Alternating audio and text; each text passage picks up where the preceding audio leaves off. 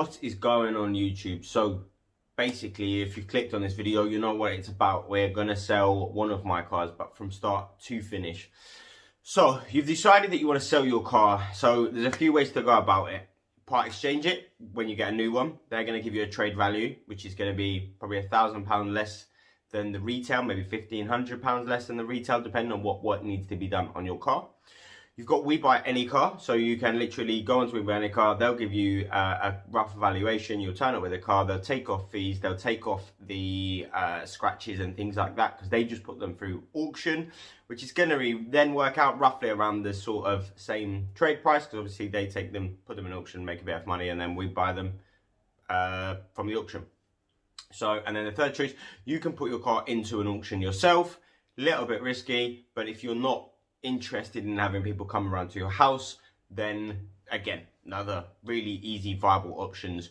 So those are the three options. For me, I want to maximize the money that I get from my car, so I don't want to put it into an auction. I do not want to part exchange it, and We Buy Any Car, again, I don't want to do that. It's a 2004 Range Rover, so the most that I'm going to get for it is selling it privately and backing up my advert with some credibility. So basically, let's get into that.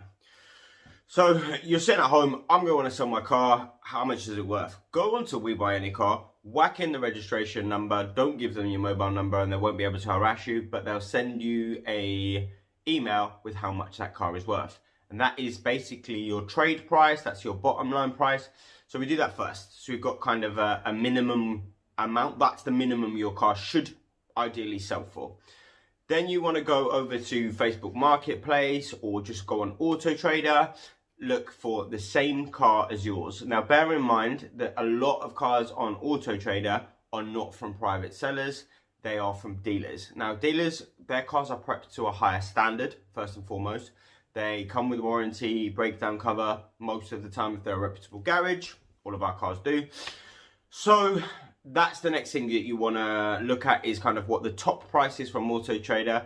Facebook is going to be a lot of traders, but a lot more private sales. And you'll be able to work out after you've seen 20 or 30 adverts that what your car's worth. So I've worked out from going through Facebook that you can't really buy a Range Rover for £1,500 that kind of runs and drives. So I know that £1,500 for one with a broken air suspension, as long as the key starts, they're about 1,500 quid. Okay. So I know that's my minimum. Now I know I paid £3 for the car 2 years ago. So I know that it's not broken. There's nothing wrong with it. Everything's fixed. So now I start to look around and I saw that there's a few of them with 140,000 miles. They're all around £5,000, clean cars, full history. So I'm going to market mine at that £4,500 marker because that's where my car fits in with what's for sale. So that's the first job. Find cars similar to yours and get your pricing. Look at that car. Does that car have full history? Does that car have 12 months MOT? Does yours? I MOT my car yesterday, so it has 12 months MOT. And that is one thing I always try and do, because when you're selling a car privately, you need to give the buyer some confidence in what they're buying. So I don't know you, you don't know me. You're coming to see a car. I could tell you, yeah, it's fine, it's good. You drive away and it breaks down. So there's no trust there. I don't trust you, you don't trust me. You should never trust anybody.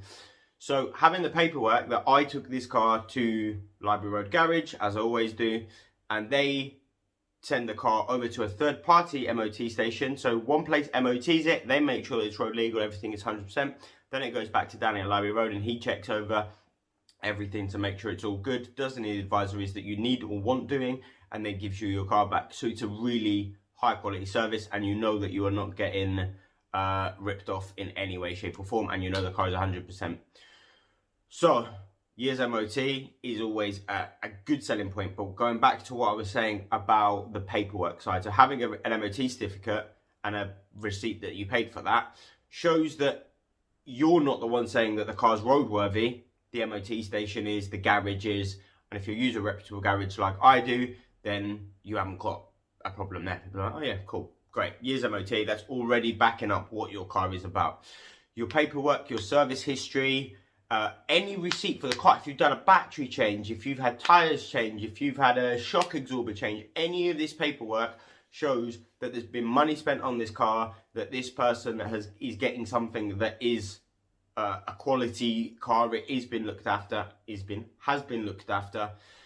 So yeah, get all of your paperwork out. If you're unsure about leaving your name and address on there, you can cut that off, you can black pen that out. But when you're selling a vehicle, any paperwork that backs that car up is 100% necessary. So your service book is one thing, but the paperwork side that shows that you did, if you did a service, but you actually did the cam belt, water pump, and everything else, that's adding another £400 value to your car. So those are really important paperwork. So you found the price of your car now, you know what you want to sell it for, what it's roughly worth compared to other cars that are for sale. If you're happy with that price, excellent. You've got all of your paperwork in order. So you made sure that the car's been serviced inside the last 10,000 miles, that you've got all of your receipts together. If you haven't got your receipts, remember, you can go to the garage where you service it. So I could literally give Danny a call and say, can I get any receipts for this registration? He'll be able to print those off. So any reputable garage, again, can print off any receipts going back for your vehicle for work you've had done. So if you haven't got the receipts, your garage can get them for you if they're a decent place. Then you've got your MOT. So if you've got less than 6 months MOT, I would definitely advise getting another MOT on there, because it gives people confidence. Anything less than 3 months, people are just not really going to want to trust that car, because they MOT it in 3 months time and they need to put new brakes, new tyres, new this, new that. They just don't trust it. They're a bit wary. So if you've already done the MOT and none of that stuff's there, great. If you do the MOT and you do have to do tyres and brakes and whatever the advisories are, then you might consider getting that work done, depending on what the price is and what you want to sell the car for, or just listing the car for a little bit less, bring that price down so it lets somebody have the money to do those bits that need to be done, just the essential bits on that. Right, this is getting quite long, so we are up to date where we need to be. You got your price, MOT, service history, 3 of the biggest things with the car. So now you need to get the car ready. So the car's sitting on your driveway and you need to get it up for sale. How do you get that car from sitting outside up for sale? Let's go, because my car is sitting outside. So literally this car is used every single day as a kid wagon, dad wagon. So it's got Red Bull and McDonald's wrappers, that might be Burger King. It's dirty, it's got my masks, it's got rubbish, it's not really the sort of car that you can go and take pictures of. It's not ready for sale, is it? The kids have been in here and it's absolute kid carnage. And then the back full of buggies and all sorts. So that is the next step, is going to be cleaning the car out. So hoovering it all, wiping down all the seats, depending on the value of your car. So this I'm looking for about £4,500. So it does not warrant a £500 full detail, everything, because that's a huge amount of the money. If it's a £10,000 car, then get a detailer in, get him to do the interior, everything. It will be immaculate, it will smell immaculate. He'll polish any scratches with a one-stage polish, nice wax, and it will look the business ready for some pictures. And any good detailer, again, will be able to help you with the pictures. They'll be able to basically take the pictures and send them to you, and you just put them up for sale. So that's the next thing for us. Let's jump in the car. Already in the car. Let's drive the car to the unit and let's get it clean, so then we can do some pictures. Let's go.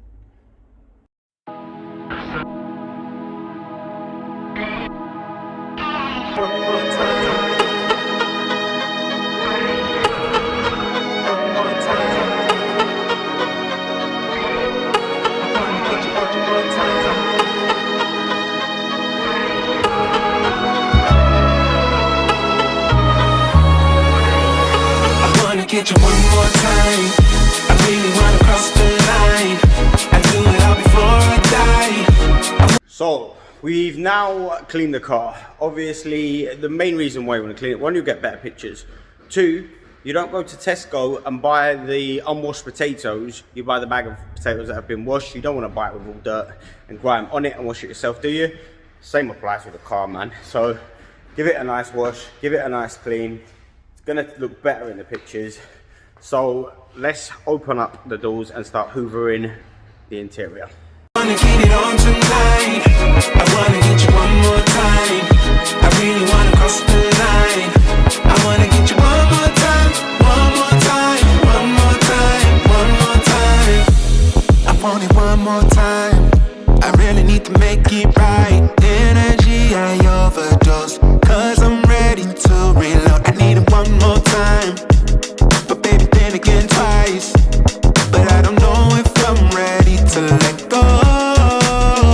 I'm gonna have you one more time. I'm gonna hit it one more night with you, with you. I am committed 'cause I know it's you I want. Hope I'll never see you go home.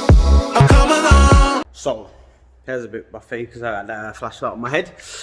Once you've got the interior done, which we now have, so we've just hoovered it out, wiped the seats down, just made it look clean, tidy. It doesn't have to be immaculate, it doesn't have to be perfect, it just has to be nice and clean. A clean car shows that you've looked after it. If it's absolute state, then you know that's how people perceive the car. So nice, clean car, well looked after. That's the image that you're portraying. With that in mind, we've got the engine. So it's around. So obviously nothing wrong with the car, nothing wrong with the engine bay. So it's just the fact that it's a little bit dirty. So literally we're just going to take some APC, wipe it down, and the difference is phenomenal. And there we go. It just gives you that image. If somebody opens the bonnet, it's nice, clean, well looked after car. So at this point, you're starting to remember why you bought the car. You're actually like, oh, do I need to sell it? It looks so good. You've cleaned it. It's all the interior's done. It's looking really nice. So at this point, we're gonna up the car. So there's little things around the car that we can do to add value, to not put buyers off, and to increase the value. So first of all, if we look at the wheels, if you came to look at the wheel, doesn't look great, does it? So literally, we can sort that out with a nice easy little trick. This car doesn't have bad paint because I've looked after it. Obviously I worked in the trade, so in terms of bodywork, it doesn't need anything. There's a little mark here, so we can deal with that. And all we're gonna do, if you've seen the Celica video, is just literally put a little tiny dot of paint. Same in there. My girlfriend's been driving the car, obviously. So yeah, all we're gonna do now is get a paintbrush and just touch up the wheels, clean the wheels a bit better, touch them up, touch up the paint on the back bumper and that door, and we are off.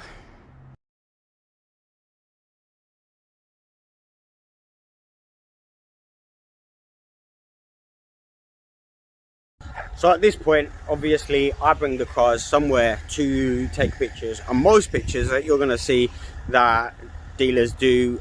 So I'll show you what normal people take pictures like, and then I'll show you what dealers do, and then I'll show you where we're going. So this is kind of a standard picture that you would get from somebody selling the car, just like normal. Then they would come here and maybe just be like this. Most of them wouldn't do a side shot. The back would just be, I see so many like that, just that.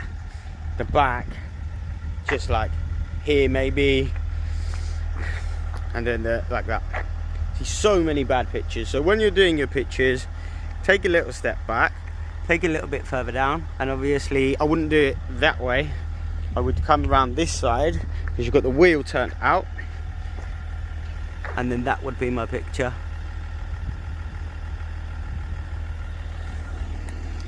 Side profile, come out and down, and then take your picture there. Front, straighten up your wheels.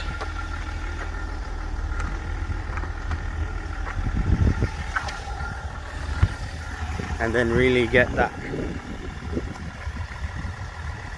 aggressive front end.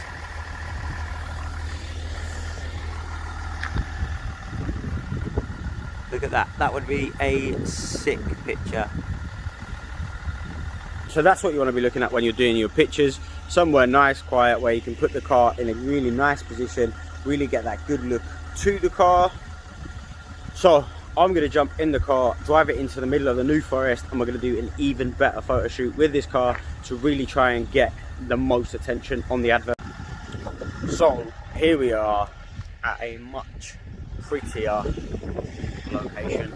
So the car is sitting here.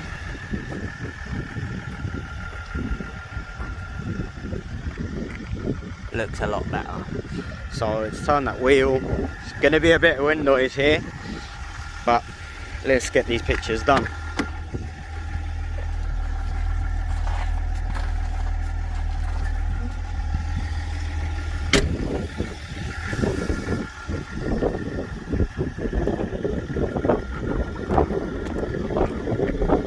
How much better does that look? Wow, that is windy as woo.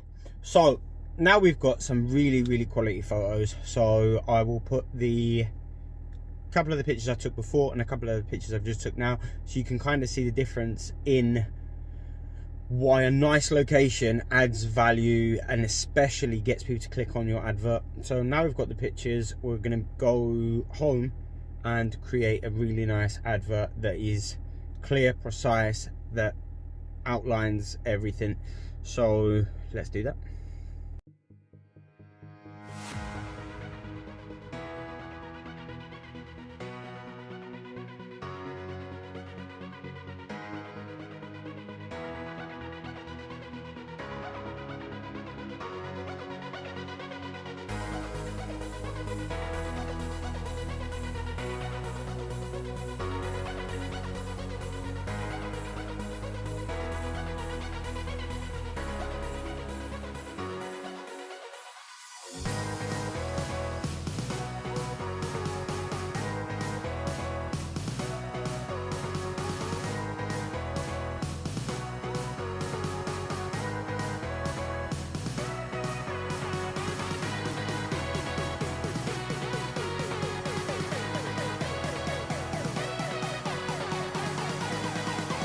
Well guys, I'm going to end this video there. It's been an absolute marathon. Whole day, just been editing, and it's about 20 minutes long.